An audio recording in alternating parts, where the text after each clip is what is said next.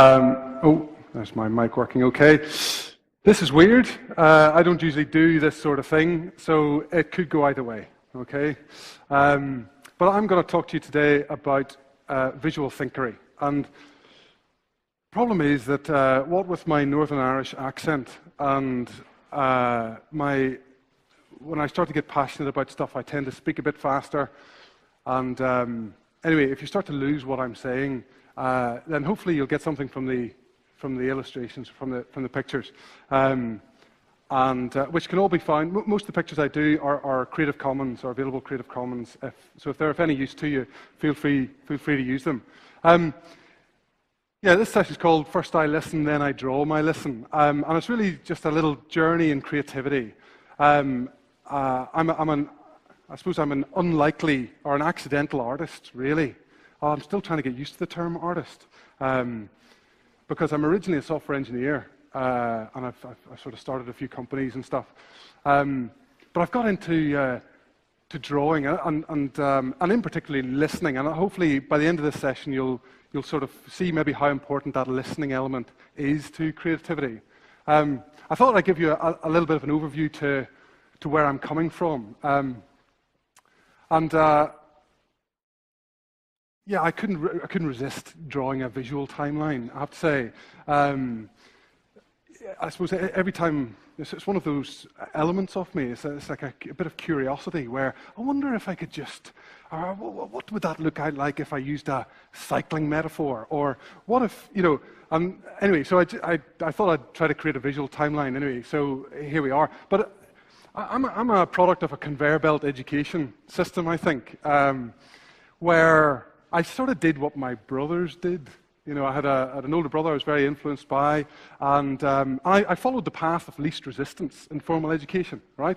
And that least resistance was quite heavily influenced by the fact that I was good at maths, right? And I was good at maths because, well, my mum was a maths and physics teacher, right? So I had a bit of a head start, and actually, maybe I'm not that good at maths. Maybe it's just the fact that I had a head start when I was compared to anybody else.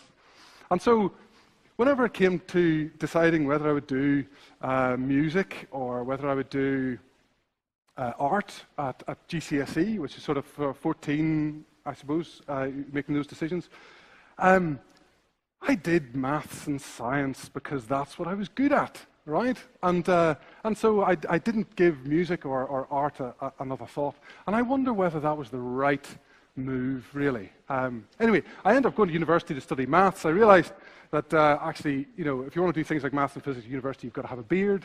I'm not very good at growing beards. So, I ended up as a software engineer because I discovered computing again for the second time, because when I was 10, and things like the ZX Spectrum were around, and I used to be able to get magazines and sort of type in programs, and that really worked for me. But school didn't really understand that.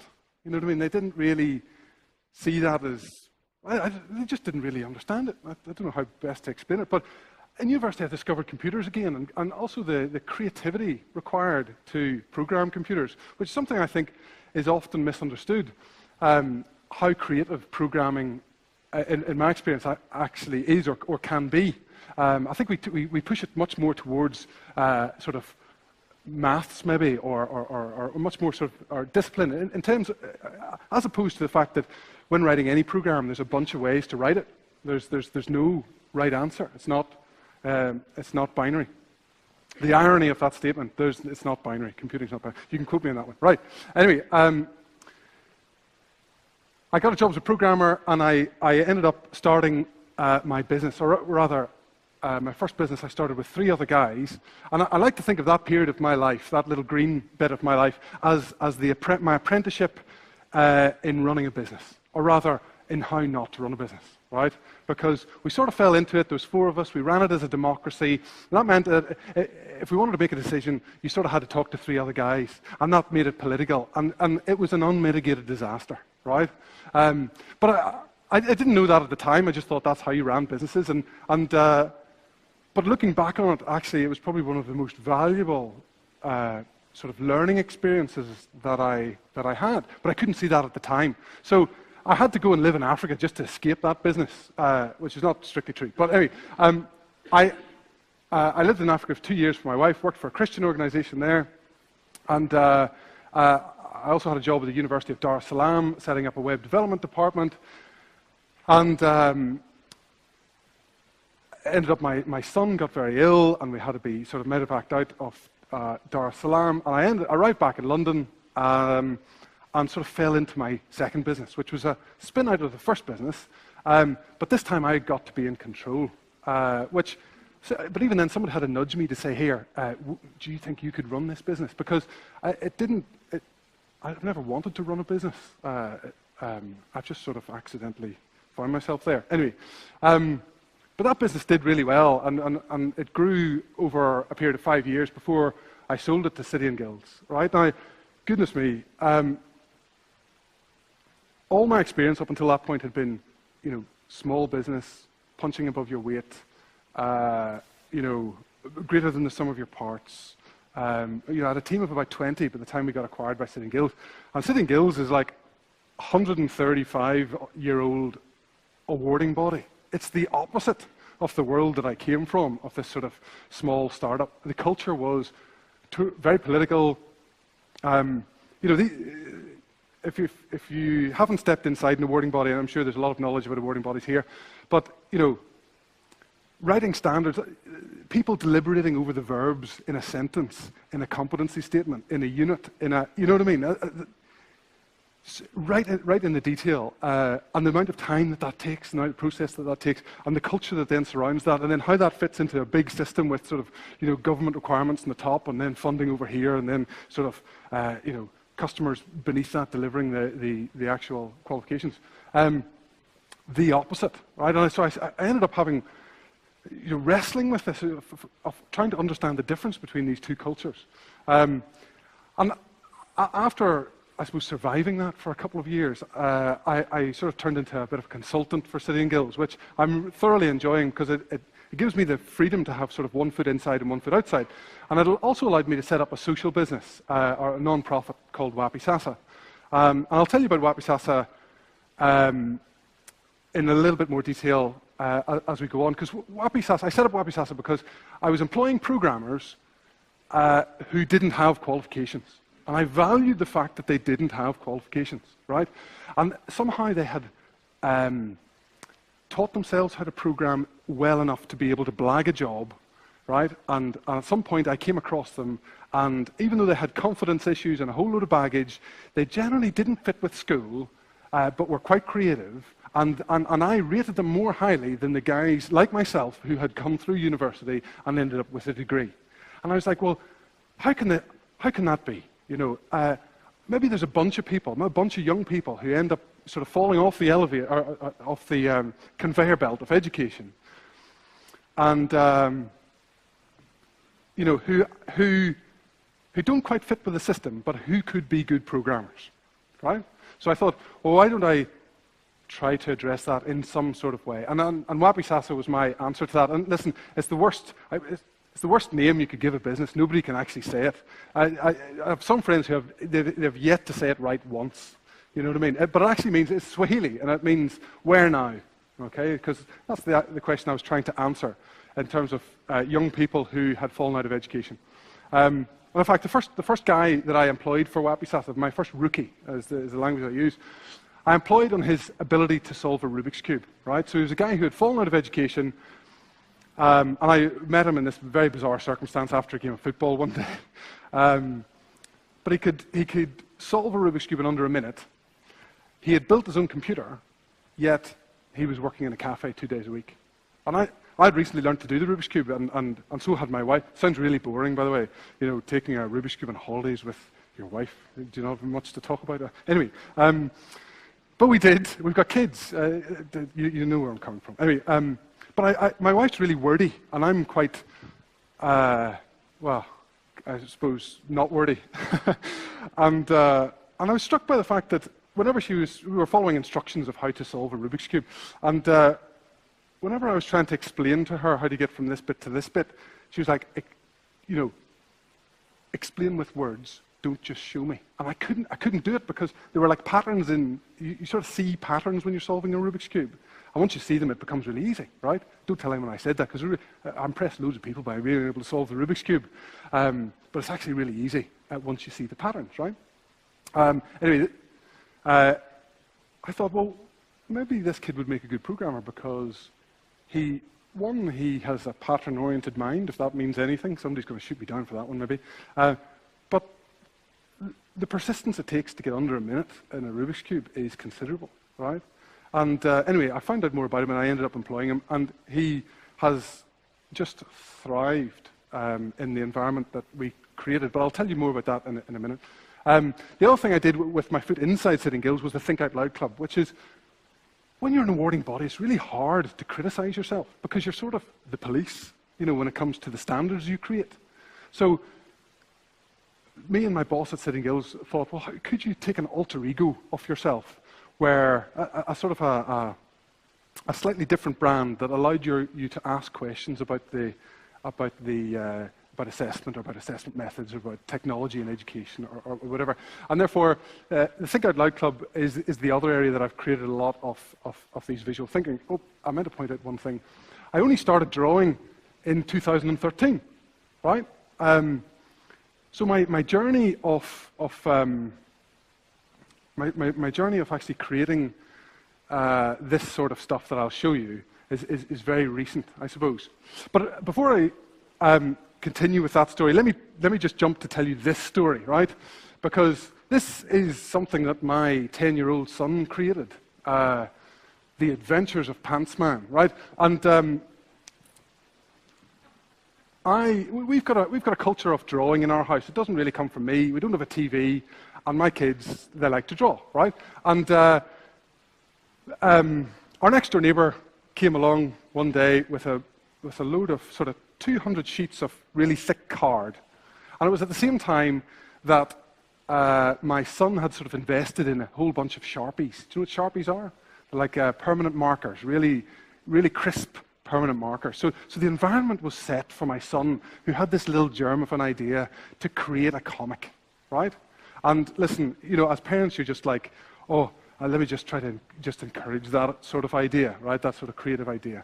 Anyway, his idea was The Adventures of Pantsman. And he sat down one day and then created a whole page of comic. And the other thing we have in our house is that if I really like something that my sons have created, I'll tweet it.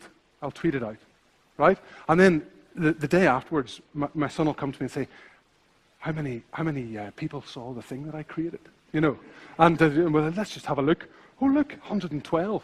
And the thing I noticed about my son's creations are they get a much higher engagement rate than mine, which is disgraceful, really. But after creating one, this is a little excerpt from a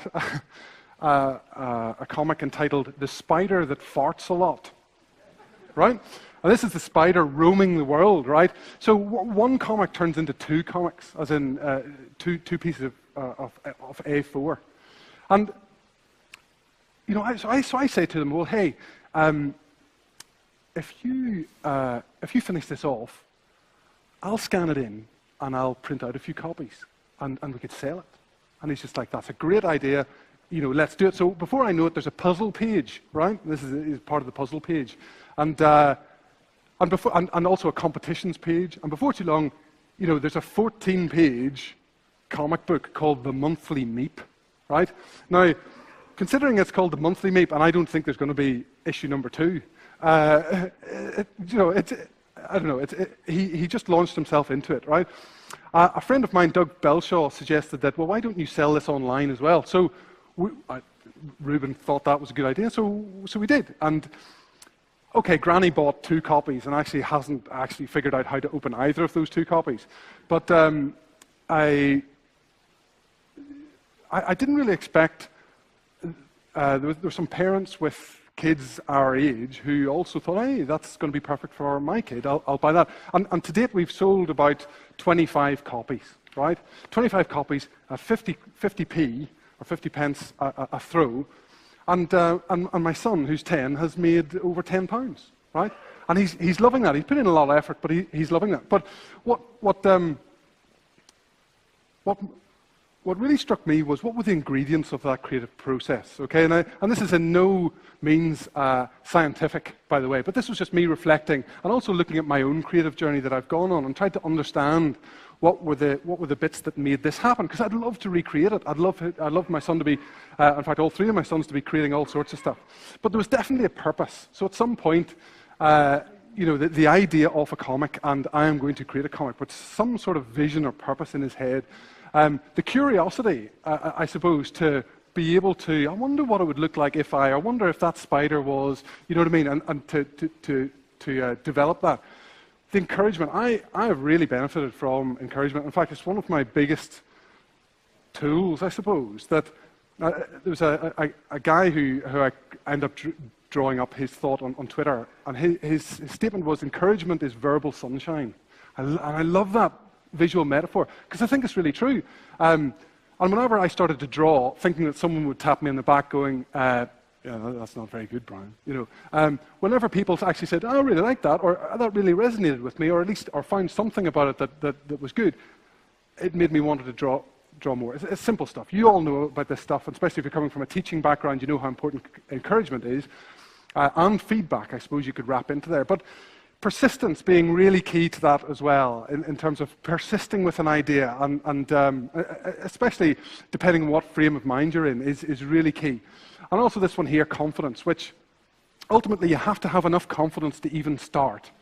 But confidence plays a big part in the whole journey. And this was a thing I really learned whenever I took on young people with no credentials and tried to gauge them to be programmers, was how important confidence played a part in that. Okay? So my own learning journey, started from a point of frustration. I was trying to explain to these guys in IT in City and Guilds the principles of what I thought were learning technology development, that we should follow. And I wasn't having much success by shouting at them. So I thought by maybe drawing some things on the iPad with a stylus that I'd been mucking around with, that would be a good start. And it seemed to resonate with people. So I thought I would do some more. At City and Guilds and the Wisdom put me on this sort of government panel. It was like a sector panel looking at technology and further education. It was called FELTAG. And I sort of looked around and thought, well, look, everybody's contributing words here. If I contributed pictures, that would be something different, and that would be something complementary. And they ended up in the final report, which I took to be massively encouraging, because they fitted alongside and actually made the report something special, I thought. And therefore, the Think Out Loud Club came out as a result of that. And so, I'll just take you through some of the stuff that we've created as a result of the Think Out Loud Club. This was a thought I caught at the ALT conference. We've got some friends from the Association of Learning Technology today, and they invited me along to their conference. And this was Catherine Cronin. If you know Catherine Cronin, was speaking about this idea of education changing from a centralized instruction to a broad network of creativity. And I just tried to capture that while she was still speaking, and then tweet it into the sort of the back channel while she was still speaking, and people really resonated with that. So I thought, okay, well, I'm onto something here. And another one from that conference was she was talking about the learning black market, and this bridge of dissonance between formal learning and informal learning. I thought, the bridge of dissonance, right? That's a bridge. What is it a bridge between? Informal learning, what does that look like? And I'm constantly asking that question, what does that look like? Or what? And often people will use all sorts of visual metaphors that are just asking you to be turned into images. Steve Wheeler, this was a lovely little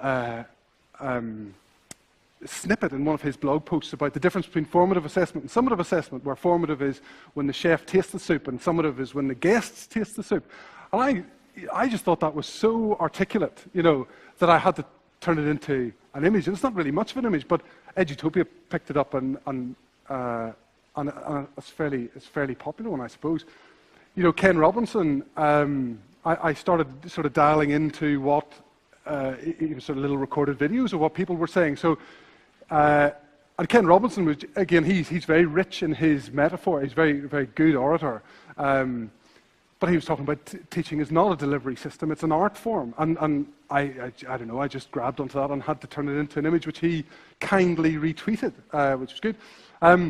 But even just my own thoughts of, and again, having one foot inside sort of a standards body and one foot very much outside and looking at sort of linear, and look, I'm sure you could pick a lot of holes with this illustration, but it's my experience that learning isn't linear, and that there's multiple directions to go on, and it's maybe linear if you look backwards in terms of the path that you've come, but looking forwards, it's just options. So trying to capture that in a sort of in a visual way, again, seemed to resonate with people.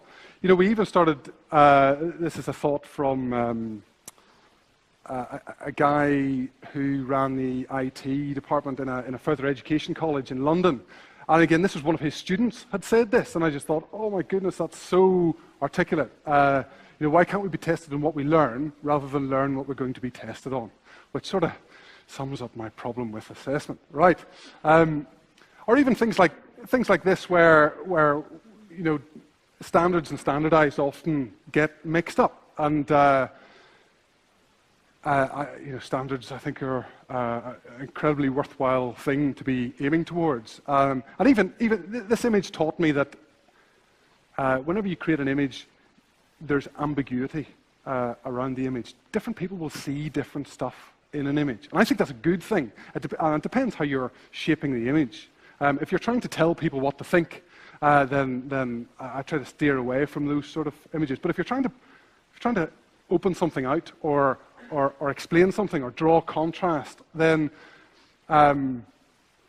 then I think that those are the sort of images that really help people wrestle with something or understand something or even potentially change their position on something. That's a hard thing to do. Or even trying to take something and unpack it. So this is the diffusion of innovation, which whenever I came across this, it just, it hit me on the side of the head like a ton of bricks, because in one of my businesses, I had done a lot of traveling trying to explain e-portfolios to various different institutions. And one institution would be so warm and open, and another institution would be so closed. And on paper, they look very similar. But what I didn't understand was this in terms of the difference between an early adopter, I suppose, and a laggard. I also find that adding a little bit of humor, tends to disarm people so that they can consume your images as well. If you're maybe from the UK and you know what Waitrose is a sort of a posh supermarket. At least I think that's, I think people would agree with me if I was to say that. But I kept finding myself in meetings where, the people around the table were all people who had done well as a result of the system. And you were trying to think about the system and how it could be better.